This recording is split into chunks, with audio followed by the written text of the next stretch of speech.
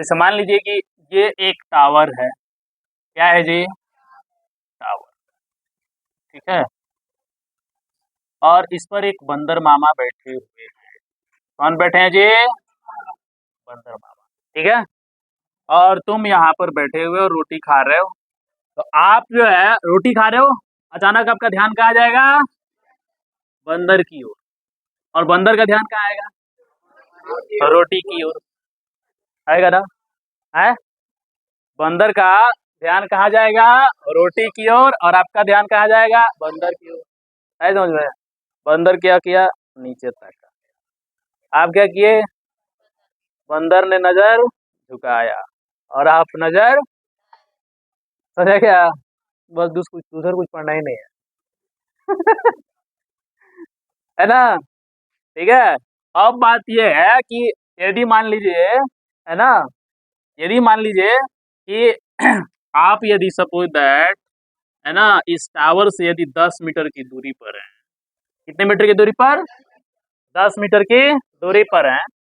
ठीक है। कितने कितने मीटर की दूरी पर है? 10 मीटर की। बात समझ में आ गया? कितने मीटर की दूरी पर है? 10 मीटर की दूरी पर। यदि ये टावर 10 मीटर ऊंचा है तो बताइए आप कितने एंगल पर ताकेंगे बंदर की ओर? बताइए। आप बंदर को देखेंगे ना, तो आप जमीन से कितना कोण बनाएंगे? मान लिए कि ये आप हो गए हैं।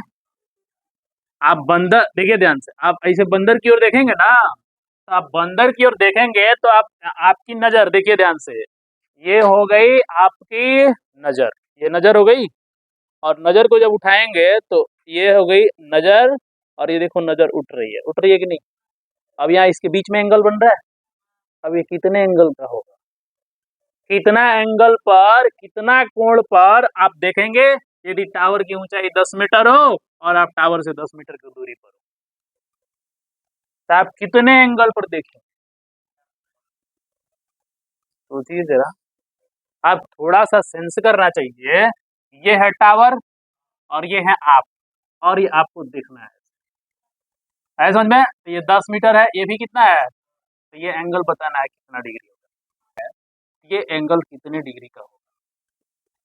ये एंगल कितने डिग्री का होगा? थीटा 1। और ये एंगल कितने डिग्री का? थीटा 2। थीटा 1 और थीटा 2 कितने डिग्री का? समद्विबाहु त्रिभुज हो गया। तो समद्विबाहु त्रिभुज का केस क्या होता है? दो भुजा आपस में बराबर होता है। और जब ये दो भुजा आपस में बराबर हो गया तो इसके आधार पर के कोण भी आपस में क्या होते हैं? बराबर होते हैं। यानी थीटा 1 ये बराबर होगा थीटा 2।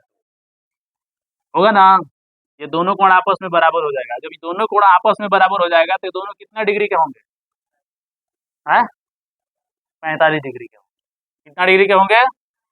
क्योंकि ये अकेले 90 है तो ये दोनों मिलके 90 बनेगा। थीटा 1 प्लस थीटा 2 कितना डिग्री बनेगा? 90 डिग्री। है। दोनों बराबर हो गया तो इसका मतलब 45 करना पड़ेगा। तो कहने का मतलब कि यदि आपको बंदर टावर से 10 मीटर की दूरी पर रख दिया जाए और टावर की ऊंचाई यदि 10 मीटर हो तो इसका मतलब आप बंदर को कितना डिग्री पर देखेंगे? 45। बंदर आपको कितना डिग्री पर देखेगा? 45 डिग्री पर। वो भी 45 डिग्री पर और ये भी 45 डिग्री पर देखेगा। आया समझ में? तो 45 डिग्री पर यानी, यानी ये जो कोण बन रहा है ये क्या बन रहा है? जब जब आप नीचे से ऊपर देखिएगा, ठीक है, तो ये 45 डिग्री जो बन रहा है ये क्या है? ये उन्नयन कोण। क्या ये? उन्नयन कोण है। आया समझ में? और बंदर जब आपको देखेगा 45 डिग्री पर तो ये क्या कहलाएगा? और नमन। आया समझ में? ये अवनमन कोण। ठीक है। तो ये उन्नयन और ये अवनमन। जब ऊपर से नीचे तो कौन सा कोण होगा? अवनमन। नीचे से ऊपर कौन सा कोण होगा? उन्नयन। तो दो कोण हम लोग इसमें पढ़ेंगे, उन्नयन कोण और अवनमन। समझ में आ रहा है? दो कोण पढ़ेंगे, कौन कौन? उन्नयन कोण और अवनमन। ठीक है। तो इसमें हम लोग को यही जानना है क्या है? तो दो चीजें हम लोग देखेंगे। एक देखेंगे कौन सा कोण? उन्नयन कोण। और एक कोण कौन सा देखेंगे? अवनमन। अवनमन कोण हम लोग को देखना है। ठीक है। एक उन्नयन कोण और एक अवनमन। अरे समझ में? तो उन्नयन कोण क्या होता है?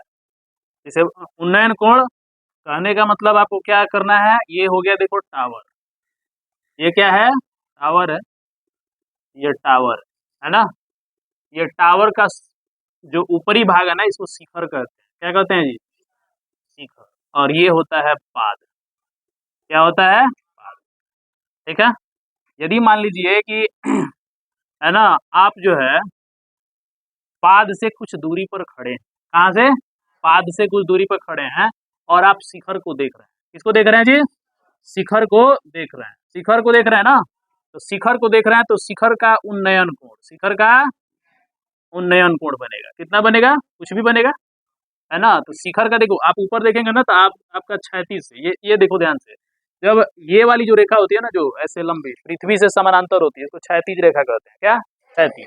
ऐसे समझ में, ये क्षैतिज रेखा और आपकी नजरों के बीच का जो कोण बनेगा ना, थीटा, है ना, थीटा, तो यही थीटा कौन सा कोण हो गया, उन्नयन कोण। क्या, उन्नयन कोण। ऐसे समझ में, ये कौन सा कोण हो गया, उन्नयन। देखो, जब हम नीचे से ऊपर की ओर देखेंगे, तो क्षैतिज से जो कोण बनेगा वही कोण क्या कहलाएगा, उन्नयन। है समझ में, क्या कहलाएगा, उन्नयन कोण। लेकिन जब इस शिखर से नीचे की तरफ जब देखा जाएगा, तो यहाँ देखो क्षैतिज यहाँ बनेगा। है समझ में, क्षैतिज कहाँ बनेगा, यहाँ। जब हम नीचे की तरफ देखेंगे ना, तो क्षैतिज कहाँ बनेगा, यहाँ, ये वाला रेखा। है समझ में, ये क्या बनेगा, क्षैतिज बनेगा। है समझ में, जैसे नीचे की तरफ देखेंगे ना, तो हमारा ऐसे सीधा हमको ऐसा ना रहना चाहिए, लेकिन जब नीचे देखेंगे तो क्षैतिज से हम कहाँ जा रहे हैं, नीचे। तो इसका जो क्षैतिज कहाँ बनेगा, यहाँ बनेगा। तो क्षैत यहाँ पे देखो, ये थीटा है ना, तो इसका अवनमन कोण यहाँ बनेगा, देखो ये थीटा। ठीक है, तो ये हो गया किसका, अवनमन कोण। यहाँ पर कौन सा है ये, है ना, कोई वस्तु है या चाहे कोई मान लीजिए आदमी है, क्या है, आदमी, आदमी है। आदमी द्वारा, है ना, आदमी जब शिखर को देख रहा है, तो शिखर का उन्नयन कोण कितना हो रहा है, थीटा। शिखर का उन्नयन कोण कितना हो रहा है, थीटा। लेकिन जब शिखर से आदमी को देखा जाएगा, है ना, तो आदमी का अवनमन कोण कितना होगा, थीटा। समझ में, तो यही थीटा क्या कहलाएगा, इसको मान लीजिए थीटा वन, इसको मान लीजिए थीटा टू। ये थीटा वन हो गया, ये थीटा टू हो गया, तो ये कौन कोण बन गया, अवनमन कोण। कौन सा कोण बन गया, अवनमन। देख रहे हो ना, तो जब ऊपर से नीचे देखेंगे तो अवनमन कोण बनेगा, और नीचे से ऊपर देखेंगे तो उन्नयन कोण। बात समझ में आ रहा है, जितना जल्दी डायग्राम बनाओगे उतना जल्दी बात समझ में आएगा। तो क्या कह रहा है, एक टावर के शिखर का जमीन के किसी बिंदु पर अवनमन कोण। अब बताओ अवनमन कोण क्यों हुआ, क्योंकि शिखर ऊपर है, जमीन कहाँ है, नीचे है ना, तो अवनमन कोण हमेशा नीचे की तरफ, है ना, नीचे की ओर, है ना, हमेशा निर्देशित होता है। तो अब इसका डायग्राम कैसे बनाएंगे, ये मान लीजिए टावर है, क्या है, टावर है, ठीक है, और यहाँ से कितना दूरी पर एक बिंदु है जी, 40 मीटर के दूरी पर क्या है, एक बिंदु। है समझ में, ये क्या हो गया, ये हो गया पाद, और ये हो गया शिखर। किसका जी, टावर का। किसका, टावर का। है समझ में, किसका, टावर का। ठीक है। अब देखो ध्यान से, यदि ये मान लीजिए कि ये ए बी टावर है ना, और ये सी क्या है, बिंदु है। ठीक है, तो अवनमन कोण किधर बनेगा, तो अवनमन कोण नीचे की ओर बनेगा ना, है, अवनमन कोण कहाँ बनेगा, नीचे की ओर। देखो नीचे की ओर इसका डायरेक्शन है ना, तो इसका अवनमन कोण हम ऐसे बना देंगे। ये कितना डिग्री दे रखा है, 30 डिग्री। ऐसा समझ में, कितना डिग्री दे रखा है, 30 डिग्री। और आपको ये बात पढ़ाया गया है कि जब दो रेखा आपस में समानांतर होती है, एक अंतर कोण आपस में क्या होता है, बराबर होता है। यदि ये 30 डिग्री है, तो ये भी कितना बन जाएगा, 30 डिग्री।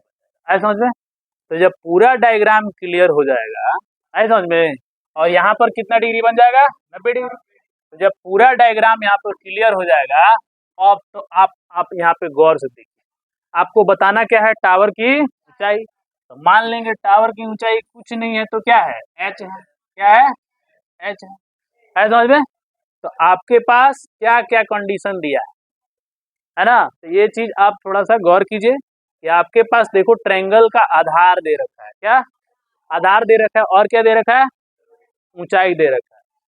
आधार दे रखा है और ऊंचाई एच दे रखा है।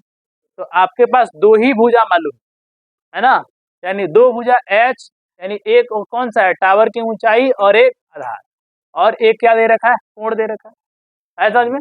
तो कोण दे रखा है तो इसके लिए आप क्या करो, तो सबसे पहला आपका एक वह जो है उत्तम जो है कौन उत्तम त्रिकोणमितीय अनुपात होगा, हम यहाँ से चुनेंगे। आप साइन चुन लीजिए, tan चुन लीजिए, कॉट चुन लीजिए, लेकिन आपको मतलब किससे, ऊंचाई से ना, ऊंचाई और ऊंचाई से मतलब है समझ में, और आधार से मतलब है, इस कर्ण से तो मतलब नहीं है। इसीलिए हम आधार और ऊंचाई वाला हम त्रिकोणमितीय अनुपात चुनेंगे। तो कौन है आधार और ऊंचाई, आधार और कौन लंब वाला tan है, तो हम यहाँ से चुन लेंगे कितना, tan 30 चुन लेंगे, tan 30 है समझ में। और tan 30 यानी इसका मतलब tan थीटा बराबर क्या होता है, यदि ये मान लीजिए थीटा हो जाए तो tan थीटा बराबर क्या आप लिखेंगे, ए बी बटा लिखेंगे ना बी सी, ए बी बटा बी सी। ए बी का मान कितना हो गया एच, ये कितना हो गया बी सी का मान 40। अब tan 30 का मान क्या होता है 1/√3, और एच का मान कितना हो गया 40 हो गया ना, नहीं 40 हो गया। तो एच का मान यहाँ से क्या करना है, निकालना है, तो तिरछा तिरछी क्या करेंगे, गुणा, गुणा करेंगे तो एच का मान कितना होगा 40/√3, यानी इसका मतलब ये √3 से क्या करेंगे, गुणा करेंगे तो ये इसका प्रमेयकरण हो जाएगा। तो 40√3 बाई कितना हो गया 3, यानी यहाँ से ये बताइए कितना होगा, 40 गुणे 1.73 √3 का मान होता है, और गुणा करके आप इसको सॉल्व कर देंगे तो ये जितना आएगा वही हमारा आंसर है समझ में। तो इसको गुणा करेंगे तो 4 दूना 8, 4 3 12 और 4 7 28 है ना, 28 1 29 और 4 एकम 4 2 6, ये 0 हो गया, 3 अंक दे दीजिए, एक 3 से कटा दीजिए, तो 3 से कटाइएगा तो 23 हो गया, ये हो गया 0, तो 3 9 27 और 3 3 का 9, लगभग 23.093 मीटर टावर की ऊंचाई है समझ में। तो आप क्वेश्चन कैसे कह रहा है, जैसे कह रहा है वैसे वैसे डायग्राम हम क्या करेंगे, खींच देंगे, और डायग्राम खींचेंगे उसके बाद हम देखेंगे कि क्या निकालना है हमको, ठीक है, क्या निकालना है, ऊंचाई निकालना है। तो आप देखिए कि आपको क्या क्या दे रखा है, जो सुटेबल त्रिकोणमितीय अनुपात होगा वही त्रिकोणमितीय अनुपात हम लगा देंगे, है समझ में। और लगा करके और वहां से जो कहेगा, जो अननोन होगा उसको हमको क्या करना है, निकाल देना। तो देखो यहाँ से टावर के शिखर का जमीन के किसी बिंदु पर अवनमन कोण कितना डिग्री दे दिया है 30 डिग्री, तो ये 30 डिग्री अवनमन कोण है ना, क्या है अवनमन कोण, ठीक है, 30 डिग्री अवनमन कोण हो गया। और यदि वह बिंदु टावर के पास से 40 मीटर के दूरी पर है तो ऊंचाई आपको ज्ञात करना है। तो फटाफट डायग्राम खींचो और देखो कि हाँ ये कोण दे रखा है, आधार दे रखा है, ऊंचाई निकालना है, इसका मतलब इसमें हमको tan थीटा वाला त्रिकोणमितीय अनुपात लगाना पड़ेगा, है समझ में, tan थीटा वाला त्रिकोणमितीय अनुपात लगाना पड़ेगा, ठीक है। तो हम यहाँ चलेंगे त्रिभुज एबीसी में, यहाँ से त्रिभुज एबीसी में कोण एबीसी बराबर कितना डिग्री 90 डिग्री है, 90 डिग्री है, इसलिए tan थीटा बराबर क्या, tan थीटा बराबर, क्योंकि tan थीटा बराबर इतना तो इसलिए tan 30 का मान निकाल लेंगे और जो जो वैल्यू दिया है रख देंगे, वहां से हमारा आंसर आ जाए, है समझ में, वहां से हमारा आंसर आ जाए, ठीक है। जैसे मान लीजिए कि एक और क्वेश्चन हम देखते हैं,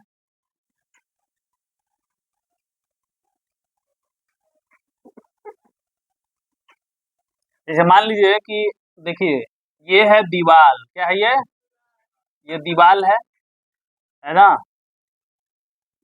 ये क्या है दीवाल है, और इस दीवाल से एक सीढ़ी लगी हुई है, क्या लगी है सीढ़ी, सीढ़ी कैसे लगेगी, ऐसे ही ना लगेगा जी, है सीढ़ी लगा हुआ, ठीक है, और ये जमीन से 30 डिग्री का कोण बना रहा है, कितना डिग्री का 30 डिग्री का कोण बना रहा है, ये दीवाल हो गया, ठीक है दीवार। और ये देखिए ध्यान से, और इस सीढ़ी का जो पाद है, किसका जी सीढ़ी का, ये देखो दीवाल है ना, क्या है दीवाल, ये दीवाल का क्या हो गया, ये दीवाल का पाद और ये दीवाल का शिखर, है समझ में, और ये हो गया है ना, ये जमीन पर जो है सीढ़ी रखी गई है और सीढ़ी का सबसे निचला सिरा और ये ऊपरी सिरा ऐसे दीवाल से लगा हुआ है, तो ये क्या है, सीढ़ी है। यदि मान लीजिए कि सीढ़ी, यानी यहाँ पर मान लीजिए कि दीवार की ऊंचाई आपको 40 मीटर दे रखा है। कितना मीटर दे रखा है? 40 मीटर दे रखा है ना। किसकी ऊंचाई दे रखा है? 40 मीटर। तो आपसे पूछे सीढ़ी की लंबाई बताइए, है ना। तो सीढ़ी की लंबाई बताने के लिए आप क्या करोगे, है ना। तो सीढ़ी की लंबाई कैसे पता करें?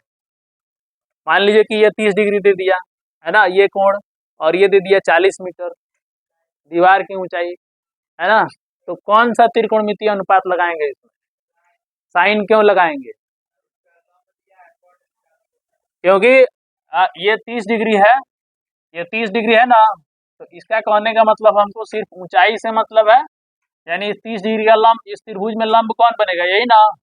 और ये सीढ़ी से मतलब है, तो लंब और ये त्रिभुज का कर्ण हो गया। सीढ़ी क्या बनेगा? कर्ण बनेगा ना। सीढ़ी क्या बनेगा? कर्ण बनेगा। तो सिर्फ हमको सीढ़ी की लंबाई से मतलब है, दीवार के ऊंचाई से मतलब है। आधार से मतलब नहीं है। तो आधार से मतलब नहीं है तो इसमें सूटेबल त्रिकोणमितीय अनुपात कौन बनेगा? साइन बनेगा। तो तुरंत हम यहाँ पर क्या लगा देंगे? साइन। और यदि ये थीटा हो जाए सपोज दैट, तो साइन थीटा बराबर क्या होता है जी? H by P by H. तो साइन 30 लगा देंगे और पी का मान कितना दे दिया? 40। है समझ में? पी का मान कितना दे दिया? 40। और सीढ़ी का ऊंचाई मान लीजिए कुछ नहीं है तो क्या है? एक्स। तो साइन 30 का मान कितना हो गया? 1/2। और ये 40 बटा कितना हो गया? एक्स। तिरछा तिरछी कीजिएगा तो एक्स बराबर कै मीटर आ गया? 80 मीटर। तो बोलो सीढ़ी की ऊंचाई कितनी आ गई? 80 मीटर आ गई, है ना। ये क्वेश्चन है, इसमें क्या ज्ञात करना है? सीढ़ी की लंबाई। ये दोनों क्वेश्चन नोट कीजिए।